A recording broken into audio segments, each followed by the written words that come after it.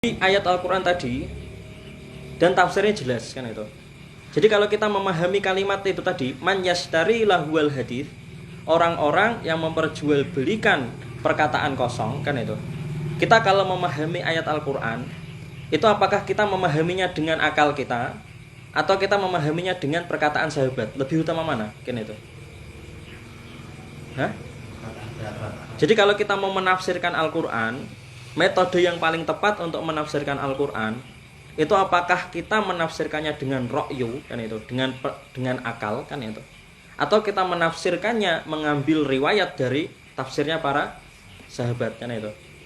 Dan ini metode yang paling benar ketika kita memahami ayat Al-Quran kan itu harus merujuk kepada tafsirnya para sahabat. Dan Ibnu Abbas itu sahabat yang paling ahli dalam tafsir kan itu.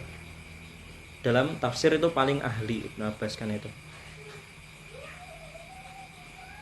Bahkan beliau dijuluki, Ibnu Abbas itu dijuluki apa?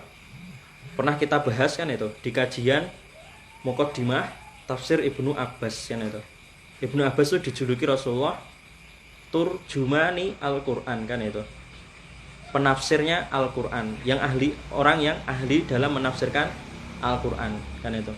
Itu Ibnu Abbas kan itu. Setelah Ibnu Abbas ada sahabat lain yang ahli dalam tafsir, yaitu siapa? Ibnu Mas'ud. Pernah kita kaji di kitab Muqaddimah tafsir Ibnu Katsir kan itu. Abbas ini berarti hidup di masa masih Rasulullah, masih hidup di masa Rasulullah, dan beliau dinaskan oleh Rasulullah dalam hadis bahwa Ibnu Abbas itu turjuman Al-Quran kan itu. Dia yang ahli dalam menafsirkan Al-Quran. Jadi kuat sekali kan itu. Bahwa ayat ini yang dimaksud, ada di antara orang-orang ini ada yang suka memperdagangkan kan itu, nyanyian-nyanyian kan itu. Untuk apa tujuannya? Menyesatkan orang, untuk melupakan orang kan itu dari ibadah, melupakan orang dari sholat, melupakan orang dari kegiatan ngaji kan itu, dan lain-lainnya kan itu, melupakan yang bermanfaat yang lainnya kan itu.